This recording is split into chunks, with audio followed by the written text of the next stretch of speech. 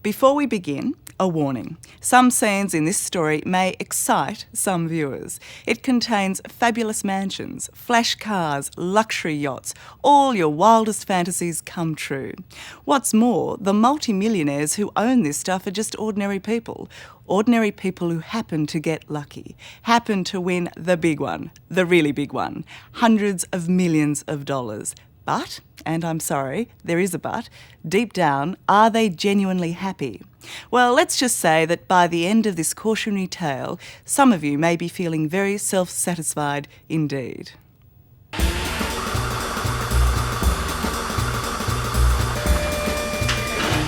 Imagine the moment when the stars align and your numbers, the numbers that hold all your dreams, fall into place.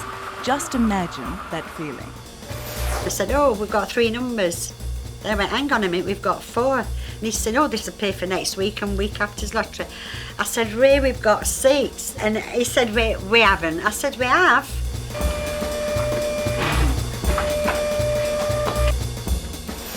And next they start flashing the numbers across the bottom of the screen, and it's like, I can't remember the numbers, but it was...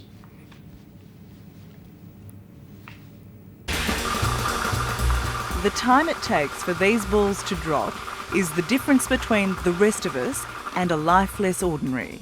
For Larry Ross, a few seconds equaled 185 million American dollars. $185 million. Yes, overwhelming amount of money. I mean, beyond the realm of the average person. Well, my spine's tingling just at the very thought of it. Yeah, most people do. We're sitting in this room in an ordinary 3-bedroomed house, a normal family. We're babysitting our granddaughter. And as of now, everything changes forever. Fly me to the moon, let me play among the stars. Battlers Barbara and Ray Ragg from Sheffield in the UK won £7.6 million. Not quite 185 million, but still big bucks. Who'd say no to 20 million Australian dollars? And my sister phoned me and she said, Barbara, are you sure you've got all 6 numbers? So I said, yes. Why? She said, well, if you have, you've won 7.6 million. There's only one winner. And I nearly collapsed, didn't I? Oh, my God. I know. Can you imagine what it feels like? No, I can't. No? Well, I couldn't until then. But it's a feeling of unreality. You know, you feel as though it's like living a dream. It's the dream millions of us share, the dream of the great escape, to tell the boss that he can stick his job because the day on the harbour aboard your brand new boat is far more important. Or you're too busy buying it up big here in one of the world's most exclusive shopping strips, London's Old Bond Street. To be appropriately attired for your new residence, a 15th century 100-room chateau in France. And who cares about the heating bills? What was the day like? Well, basically we were working. There was me and one of the guys in the truck. Infuriatingly, Larry Ross never dreamt of a better life. He built pools for a living and thought the lottery was for mugs, a good way to lose money. So I had no intention of even buying tickets. That wasn't even in my mind. As luck would have it, Larry remembered his wife wanted a couple of tickets in the Mega Millions big game. So I got to the counter and I just came up to the guy and I said, hi, how you doing? Can I get a couple of hot dogs? And all I got is this 100, so can you just give me the rest in lottery tickets, easy picks for the big game? Larry let the computer choose the winning numbers, and despite his one-game wonder, has never played again. But has anyone said, look, could you please buy this lottery ticket for me? Yes, I have people come up all the time like this and rub them on the arms and say, buy me the tickets. I said, listen, I'm all used up. Nice shot, man. This is how a man swimming in $185 million might spend his day. A game or two of pool. In his own pool hall, of course. Just one of his many toys. And as I have one friend say, you know, sometimes we'll do something, he'll say, that's just wretched excess. Well, tell me about some of your wretched excess. What have you splurged on? Well, I just splurged on a large boat. a nice home in Arizona and a nice home here, homes for our kids. I own a couple Mercedes, a nice Ferrari. I own some old Detroit muscle cars, Chevelles and GTOs and Mustangs. Stand still or polish? You can't live in Detroit, the car capital of the world, and not be a revhead. But it's this cruiser Larry considers his most wretched excess.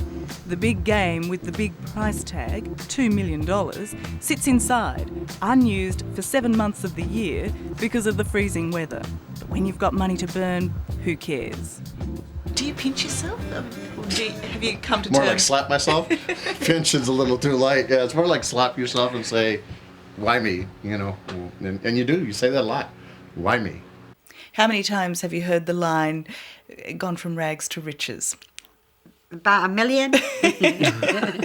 About 1 million. Seven. Yeah. 7 million. Go on 7 then. million times. 7.6 million then. Does it describe your life? Yeah, Yeah. it does.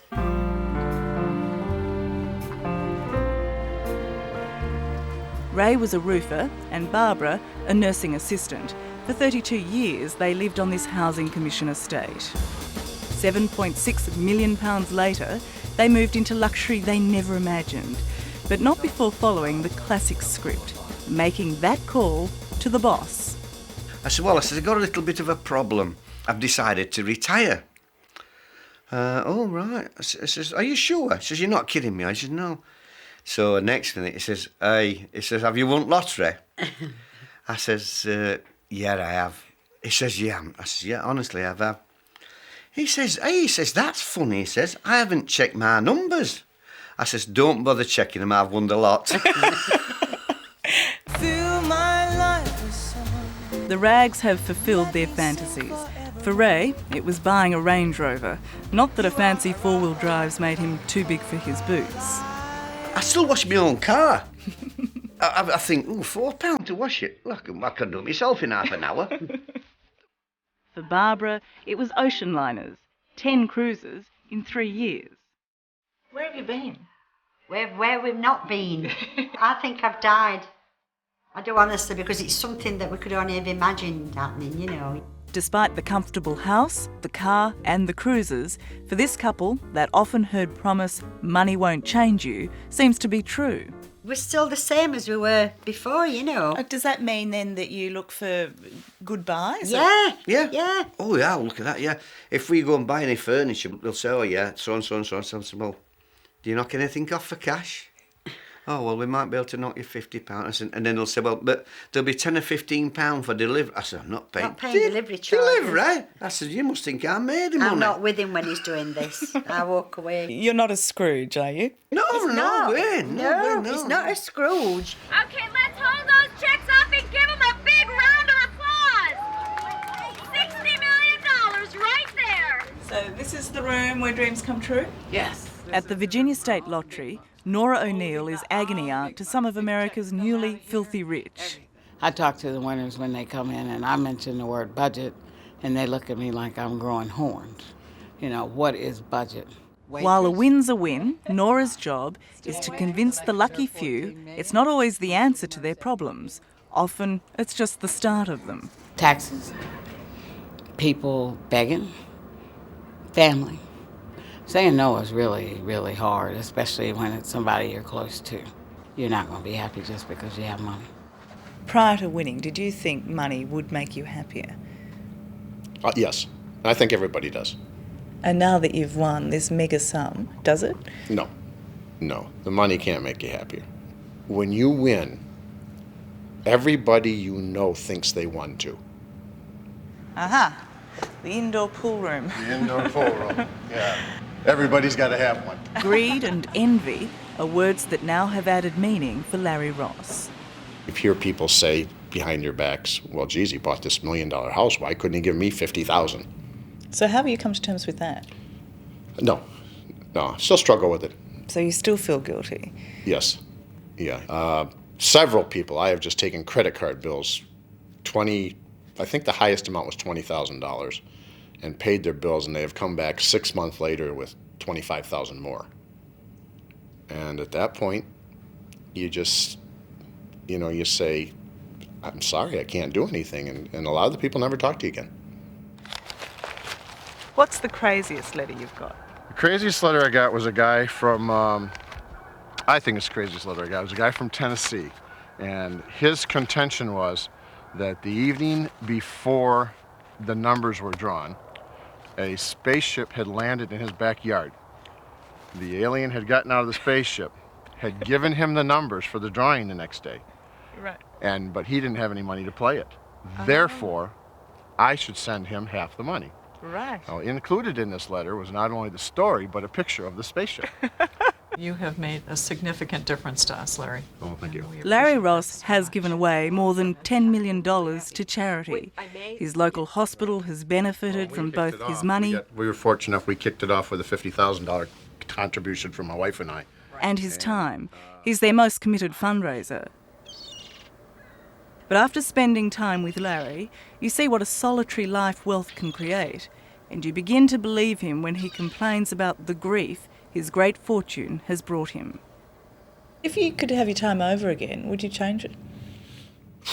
There's points in time when I say to myself, if I could turn the clock back 4 years and have my old life back and be just like it was and have nobody bother me, I would take it. No way. Absolutely. You would have given up the $185 million. Absolutely. I was never broke. So why not give it all away? Well, then you hurt the rest of your family.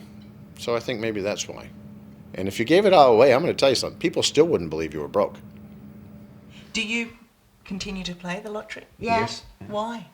They need some scanners at Western Park, don't they? They're How many? £500,000 each. At Children's Hospital. Children's Hospital need a fluoroscopy unit. So you're playing for charity? Yeah. In fact, Ray and Barbara Ragg have happily given away most of their money. Of the £7.6 million, 5.5 has gone to family and charities. Some people might think you're absolutely crazy. A lot of people think we Lots are. of people, yeah. Lots of people think we are, but it's not that easy to spend £7.6 million. You know, I mean, I have got literally everything I want in this house. Ray, Barbara and Larry have what most of us think we want. So much money you need never worry again. But having gone from nothing to everything in an instant, they've also learned when the dream comes true, the best way to enjoy it is to share it. We could have bought a yacht and racehorses and Ferraris, whatever. And I just turned around and said, well, we've made a lot of people happy. And that's the most enjoyable thing. The pleasure you get from their pleasure it's marvellous. It's like giving somebody a Christmas present, seeing the look on their faces, you know. So basically, I'm sitting here speaking to Mr. and Mrs. Claus. Yeah, but it's Christmas all year round.